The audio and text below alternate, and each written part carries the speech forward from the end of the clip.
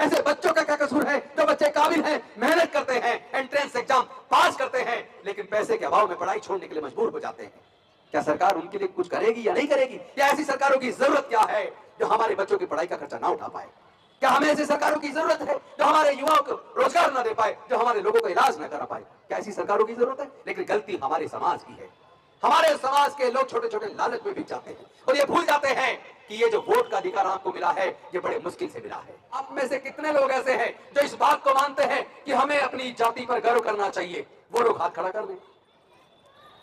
यहां भी 80% से ज्यादा लोग हाथ खड़ा करके कह रहे हैं हाँ हमें अपनी जाति पे गर्व करना चाहिए। मैं पूछना चाहता हूं, अगर जाति इतनी महत्वपूर्ण है कि जाति पे गर्व करना चाहिए, तो फिर तुम्हारी गुलामी कभी खत्म नहीं हो सकती, तुम्हारा उत्पीड़न कभी खत्म नहीं हो सकता। जाति की वजह से तुम्हारा उत्पीड़न होता है और जाति पर तुम गर्व करने की बात कर रहे हो। जाति गर्व की नहीं,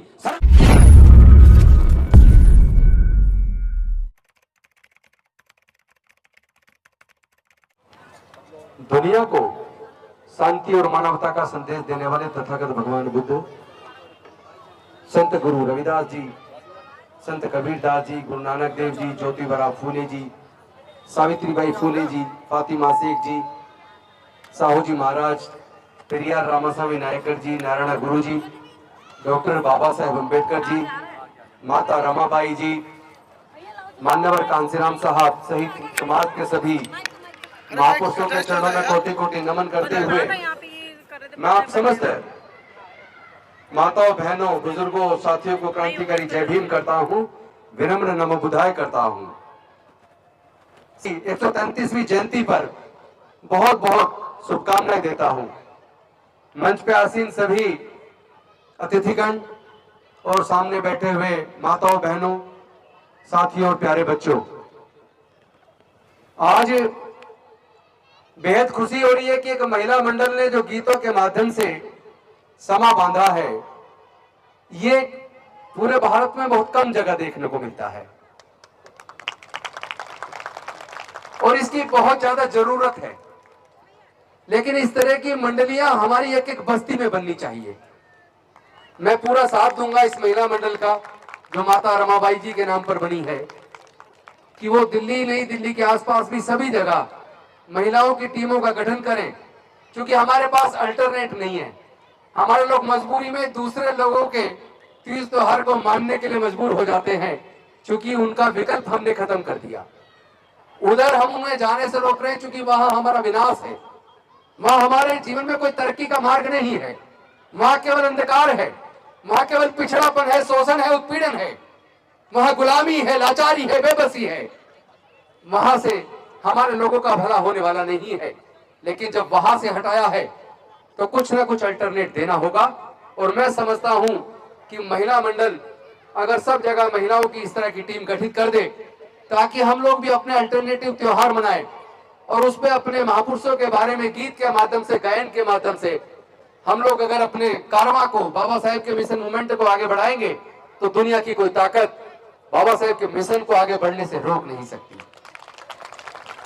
आप सब जानते हैं कि अगर कोई व्यक्ति अपने घर से निकल जाए, बाजार कुछ खरीदने के लिए जाता है, लेकिन वो चलते चलते अगर उसकी अचानक याददाश्त चली जाए और वो रास्ता भटक जाए, क्या वो व्यक्ति कभी अपने घर वापस आ सकता है? क्या नहीं आ सकते ना। लेकिन अगर उसको अचानक अपने घर का रास्ता याद आ जाए, उसकी याददाश्त वापस आ जाए, तो अपने घर आएगा कि नहीं आएगा? आएगा। आएगा ना। आएगा। तो भाई एक सवाल है मेरा छोटा सा, उसका जवाब दे दो। पहले हमें नहीं पता था कि हमारे पूर्वज क्या थे, हमारा इतिहास क्या था। आज हमें पता चल गया, हमारे पूर्वज बौद्ध थे।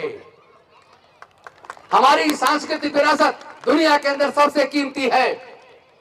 सम्राट अशोक के टाइम पर म्यांमार से लेकर ईरान तक पूरा भारत बौद्ध में था।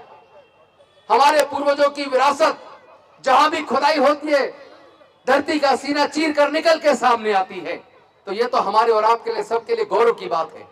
तो आज हमें जब पता चल गया कि हमारे पूर्वज बौद्ध थे, पहले मान लो हम भटक गए थे, तो आज तो पता चल गया ना कि हमारे पूर्वज बौद्ध थे। तो हम अपने बुजुर्गों की उस विरासत में, बुद्ध के धम्म में घर वापसी कब करेंगे, कितना टाइम और लगेगा? इसका जवाब आपको खोजना होगा। डॉक्टर बाबा साहेब अम्बेडकर के आने से पहले की स्थिति को पढ़ लो। जब हमारे लोगों के पढ़ने लिखने पर, व्यापार करने पर, संपत्ति रखने पर धार्मिक बंदिश थी, तो हमारे समाज की हालत क्या थी? हमारे समाज के लोग हजारों साल तक गुलाम क्यों रहे? गुलामी का कारण अविद्या था, क्योंकि जब ना पढ़ने का अधिकार था, ना संपत्ति का, ना व्यापार का, इसी के ऊपर गुलामगिरी में शुरू में ही ज्योतिबा फूले जी ने लिखा है, ज्ञान बिना मति गई, मति बिना नीति गई, नीति बिना गति गई, गति बिना धन गया, धन के अभाव में हमारे लोग गरीब हो गए और गुलाम हो गए। और ये जो नुकसान हमारे बहुजन समाज का हुआ, शूद्रों और अछूतों का हुआ, ये अविद्या की वजह से हुआ, ये पढ़ने लिखने पर धार्मिक बंदिश की वजह से हुआ। लेकिन डॉक्टर बाबा साहेब अम्बेडकर जी ने हमारे ज्ञान के रास्ते खोल दिए, हमारे पढ़ने लिखने के रास्ते खोल दिए, हमारे नौकरी के रास्ते खोल दिए, हमारे सत्ता में आने के रास्ते खोल दिए। लेकिन वो रास्ते कितने दिन खुले रहे? इस रास्ते को खोलने के लिए डॉक्टर बाबा साहेब अम्बेडकर जी ने जो कुछ हमें दिया, ये सब देने के लिए क्या क्या गवाया, कभी उसके बारे में हम सोचते हैं? डॉक्टर बाबा साहेब अम्बेडकर ने ये सब हमें देने के लिए अपने 5 में से 4 बच्चों को गंवा दिया, 5 में से 4 बच्चों को गंवा दिया। जवानी में अपनी पत्नी माता रमाबाई को गंवा दिया, तब कहीं जाकर वो हमारे आगे बढ़ने के रास्ते बना पाए। हम लोग को डॉक्टर, इंजीनियर, जज, collector, scientist, professor, MP, MLA, सारे रास्ते, यहां तक कि राष्ट्रपति बना दिया। वो अकेले सब कुछ देकर गए, लेकिन सवाल यह है कि हम सब लोग मिलकर जो बाबा साहेब देकर गए उसको भी बचा कर नहीं रख पाए।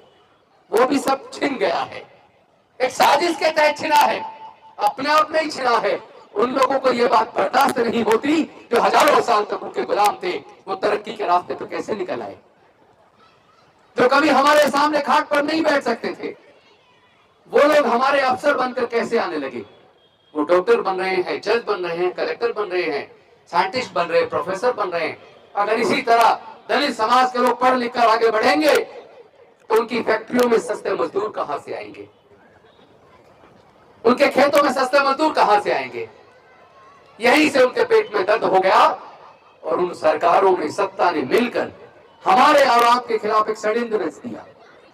और षड्यंत्र रच के जितने भी सार्वजनिक उपक्रम की कंपनियां होती थी, एलआईसी, बाकी इंश्योरेंस कंपनियां, देश के सारे bank, railway, post office, MTNL, BSNL, ITD के hotel, Balco, Nalco, airport, Air India, और जितने भी बंदरगाह, एक एक करके देश की सरकारों ने सबको बेच दिया।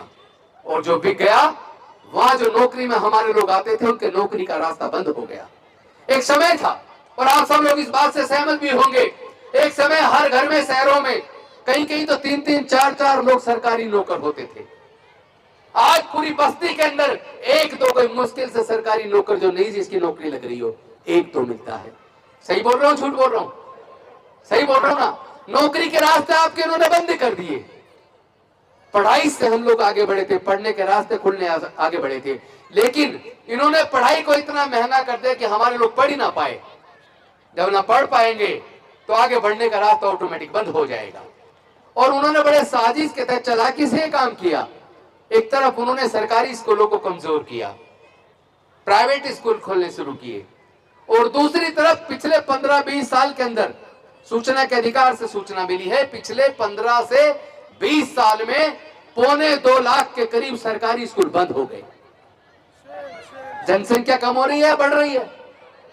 जनसंख्या बढ़ रही है तो स्कूल और बढ़ने चाहिए थे, लेकिन स्कूल बढ़ने की बजाय बंद हो रहे हैं, प्राइवेट स्कूल खुलते जा रहे हैं। और प्राइवेट स्कूल के अंदर फीस, शहरों के अंदर एक बच्चे की फीस का खर्चा, किताबों का खर्चा, ट्रांसपोर्ट का खर्चा, ट्यूशन का खर्चा, सारे खर्चे अगर जोड़ लिए जाएं तो एक बच्चे को पढ़ाने के लिए एक माँ बाप को 8 से 10 हजार रुपया महीना खर्च करना पड़ता है।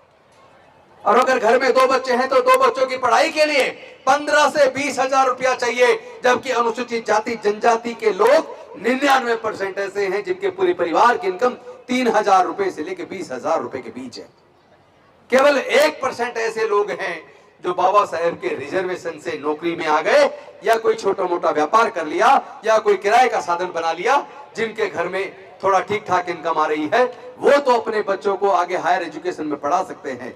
वरना सरकारी इंजीनियरिंग कॉलेज में, मेडिकल कॉलेज में, मैनेजमेंट कॉलेज में, लॉ कॉलेज में आज एक बच्चे को डिग्री कराने के लिए 15 से 20 लाख रुपया चाहिए सरकारी कॉलेज में।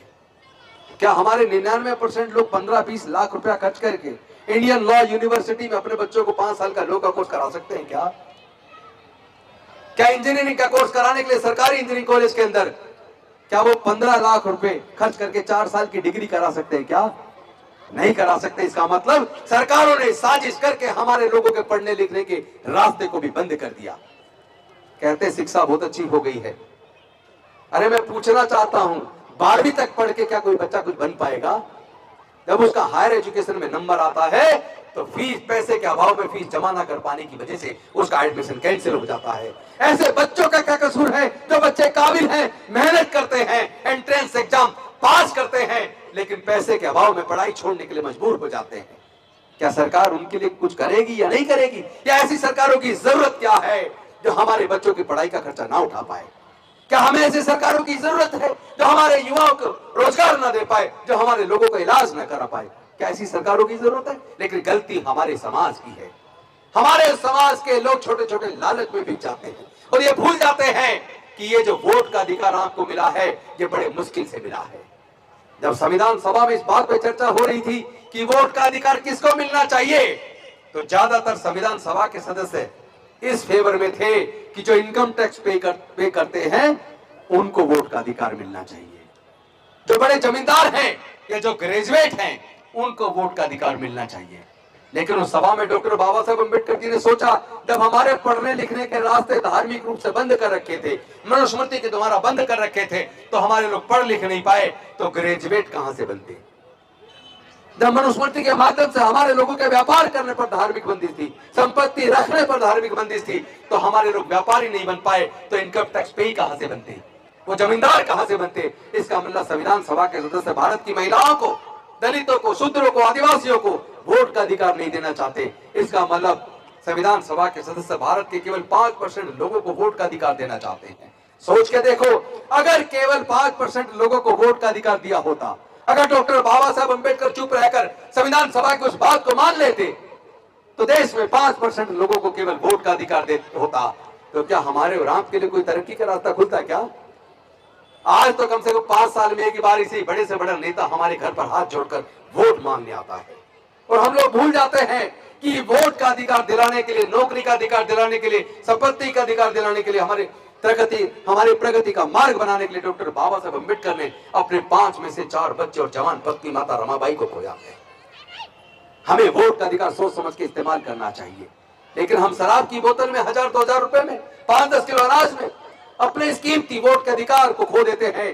जिस वोट के अधिकार के द्वारा हम सरकारों को चुनते हैं, हम ये भूल जाते हैं कि जिन पूंजीपतियों के पैसे जो हमारी वोट खरीद रहे हैं, उन्हीं पूंजीपतियों के हाथ वो पूरे देश के भविष्य को, यहाँ तक कि हमारे बच्चों के भविष्य को बेच देते हैं। क्या हमें जागरूक नहीं होना चाहिए? हमें सोचना नहीं चाहिए कि जो डॉक्टर बाबा साहब अम्बेडकर देकर गए थे वो छिन क्यों गया? वो तो अकेले चंद साथियों के साथ लड़े, सब कुछ दे दिया। हम सारे लोग मिलकर जब हम जज भी बन गए, डॉक्टर भी बन गए, इंजीनियर भी बन गए, कलेक्टर भी बन गए, साइंटिस्ट भी बन गए, प्रोफेसर भी बन गए, एमएलए भी बन गए, एमपी भी बन गए, मुख्यमंत्री भी बन गए, यहाँ तक कि राष्ट्रपति भी बन गए, लेकिन सब कुछ बनने के बाद भी हम सब लोग मिलकर डॉक्टर बाबा साहब अम्बेडकर दिए हुए अधिकारों तक को सुरक्षित नहीं रख पाए। एक एक करके सारे अधिकार छिन गए हैं। तो हमारे बच्चों का भविष्य क्या है? आने वाले समय में हमारे बच्चे क्या बनेंगे? क्या इस बात पे हमें चिंतन करना चाहिए कि नहीं करना चाहिए? क्या हमें सोचना नहीं चाहिए कि हम लोग जा कहां रहे हैं, हमारा समाज जा कहां रहा है?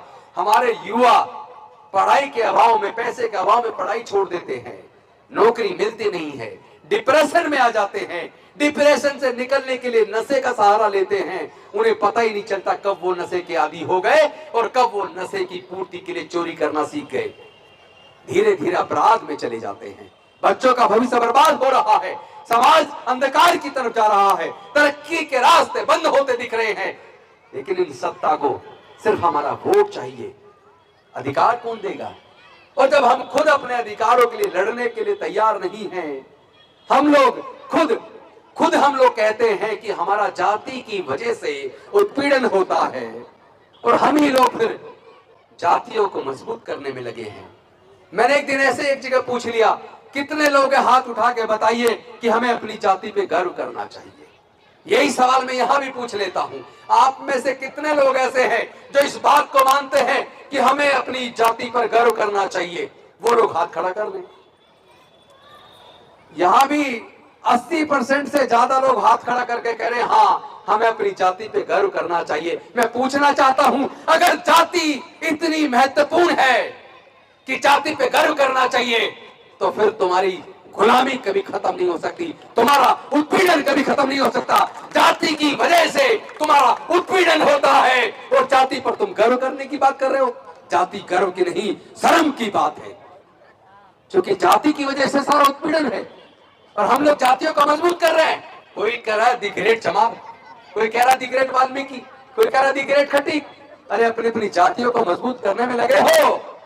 जब तक जातियां मजबूत रहेंगी तब तक आपकी गुलामी चलती रहेगी। जिस दिन आपने जातियों को खत्म कर दिया और डॉक्टर बाबा साहब अम्बेडकर की बात को मान के आप लोग बौद्ध बन गए। बौद्ध बनने का मतलब बिल्कुल उसी प्रकार है जिस प्रकार अनेकों नदियां अलग अलग नाम से जानी जाती हैं, लेकिन समुद्र में गिरने के बाद अपनी पहचान खो देती है। उसी प्रकार आप लोग अगर अपनी जातियों को त्याग कर बौद्ध बन जाओगे तो आप बौद्ध कहलाओगे।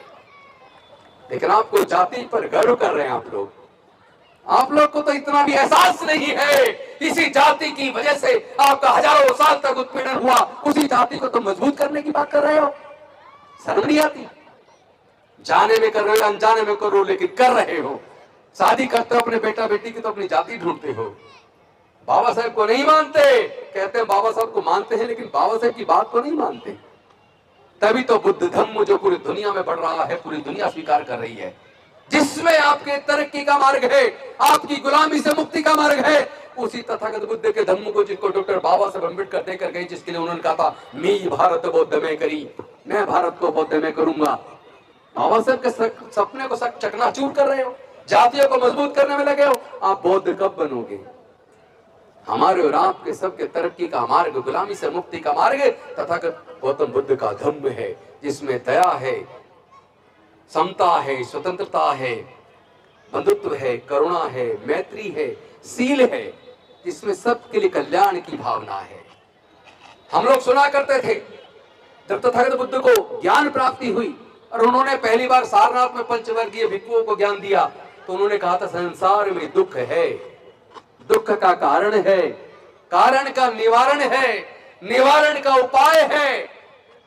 तो अगर दुख से मुक्ति चाहिए तो अष्टांगिक मार्ग को अपने आचरण में उतारो। आप राग, द्वेष, लोभ, मोह, अहंकार और गुस्से को त्याग दो, अहंकार को त्याग दो, आपको दुख से मुक्ति मिल जाएगी। उसी प्रकार अगर हम उत्पीड़न की बात करें तो हमारे देश के अंदर उत्पीड़न है, उत्पीड़न का कारण है, कारण का निवारण है, निवारण के लिए उपाय है, उपाय है तथागत गौतम बुद्ध का धम्म, जिसे डॉक्टर बाबा साहब अम्बेडकर देकर गए थे। आप बौद्ध बनेंगे तो जातिगत उत्पीड़न से हमेशा हमेशा के लिए छुटकारा मिल जाएगा, मुक्ति मिल जाएगी, आपको तरक्की का मार्ग मिल जाएगा और पूरे भारत को दुनिया में आगे बढ़ने का रास्ता मिल जाएगा। अगर आप चाहते हैं गौरव के साथ, गरिमा के साथ अपने बुजुर्गों की सांस्कृतिक विरासत को मजबूत करना, तो जितना जल्दी हो सके इस जातिवादी, नफरत वाले, शोषण पर आधारित इस व्यवस्था को छोड़कर अपने बुजुर्गों की सांस्कृतिक विरासत में, बुद्ध के धम्म में वापस आओ और ये 22 प्रतिज्ञाएं जो डॉक्टर बाबा साहब अम्बेडकर देकर गए थे उनको अपनाओ। उसी से हमारे समाज को मुक्ति का और तरक्की का मार्ग मिलेगा। दूसरा कोई रास्ता हमारे पास नहीं है। मैं इन्हीं शब्दों के साथ, इस उम्मीद और आशा के साथ, आप लोग आगे से कभी जाति पर गर्व करने की बात नहीं करोगे, अपने बुजुर्गों की सांस्कृतिक विरासत में, बुद्ध के धम्म में घर वापसी की बात करोगे। मैं ऐसी आप सबसे उम्मीद करता हूं। आप सब लोगों ने मुझे इतने सम्मान के साथ बुलाया, इतने सम्मान के साथ सुना और मैंने 3 गीत सुने। मैडम कह रही थी एक गीत और सुन लो, मैं सुन लेता, लेकिन ये जो होता है ज्यादातर लोग शनिवार और त्योहार को अम्बेडकर जयंती के प्रोग्राम बनाते हैं, एक ही दिन में कई प्रोग्राम लगते हैं, फिर कल सुबह से प्रोग्राम रात को लेट तक चलेंगे। तो इसी तरह लगातार कोशिश करते हैं हर जगह अटेंडेंस लग जाए। ऐसा नहीं है, हमारी नीयत नहीं है कि हम ना सुने या हम लोग घंटों तक ना बैठे, लेकिन दूसरी जगह से फोन आते रहते हैं कि जल्दी करो, इंतजार हो रहा है आपका, इसलिए मजबूरी में जाना होता है। आपका बहुत बहुत धन्यवाद, बहुत बहुत आभार। नमो बुद्धाय। जय भीम, जय भारत, जय जय जय जय जय भीम। जय जय जय जय जय भीम, जय जय जय जय जय भीम। शुक्रिया।